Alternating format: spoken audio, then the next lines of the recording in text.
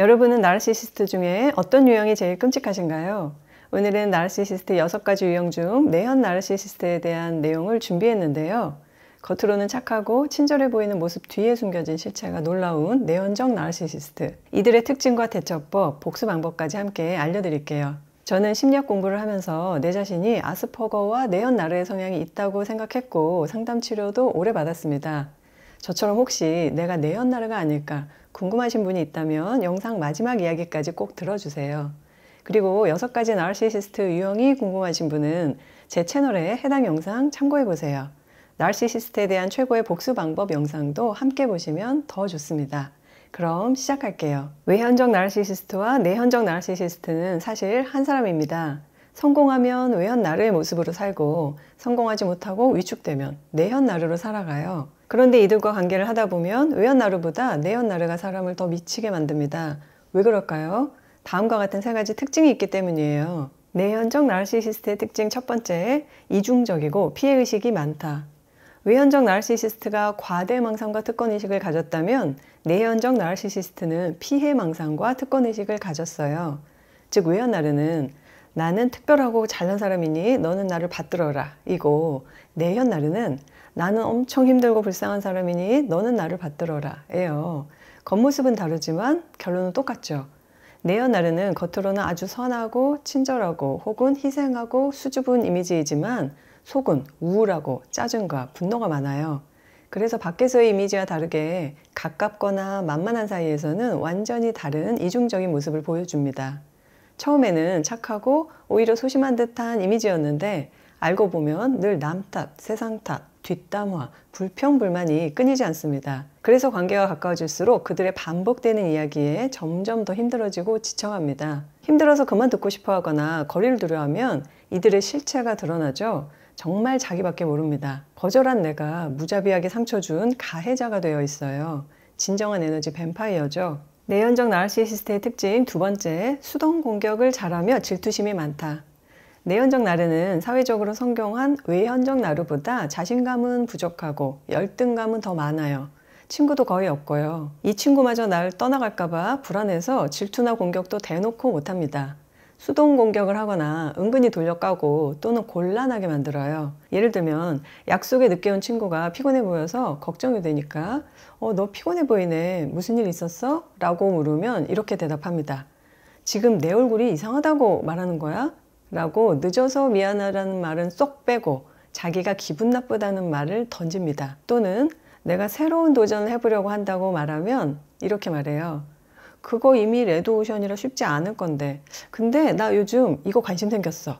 은근히 까내리고 질투하며 항상 자신이 관심을 받으려고 하죠. 내현 나르는 내 주변의 친구나 지인들에 대해서도 질투합니다.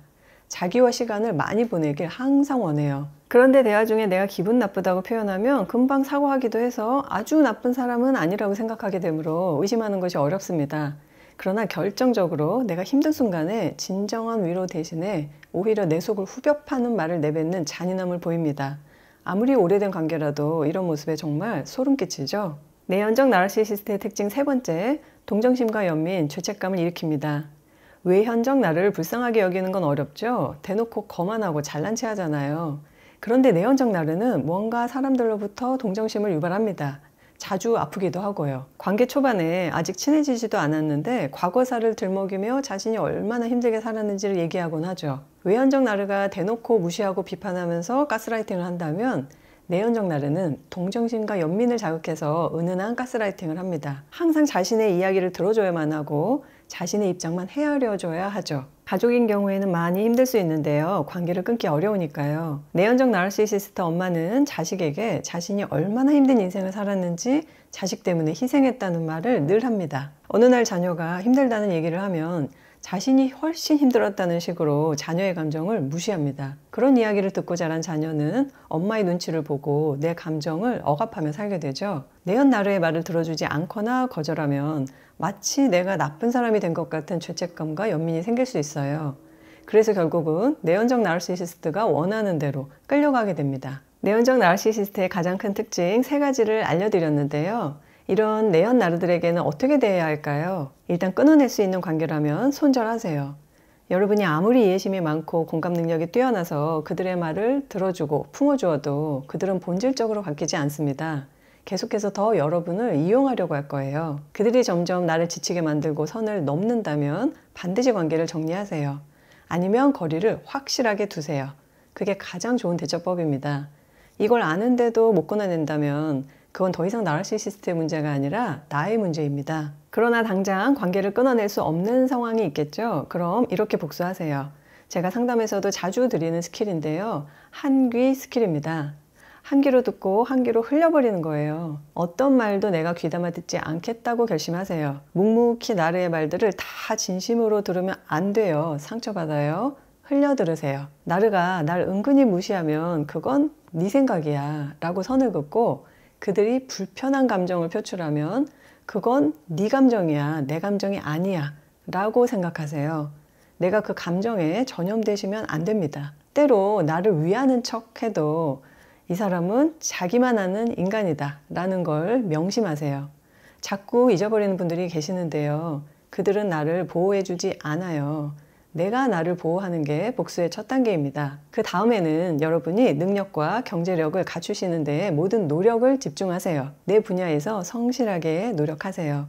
그 과정에서 여러분은 단단해집니다. 모든 나르시시스트에게 하는 최고의 복수도 사실 나의 자존감을 높이는 것입니다. 마지막으로 내가 내연적 나르시시스트가 아닐까 걱정하는 분들 계시죠? 혹시 남의 눈치를 많이 보거나 계속 반복해서 후회하는 일이 있거나 내 인생이 안 풀릴 것 같다는 생각에 우울하고 상처받았던 일이 안 잊혀지고 복수하고 싶고 사람들 만나는 게 불편하고 이런 증상 있으신가요? 내가 나르시시스트가 아닐까 걱정하며 영상과 책들을 찾아보신다면 높은 확률로 아닙니다.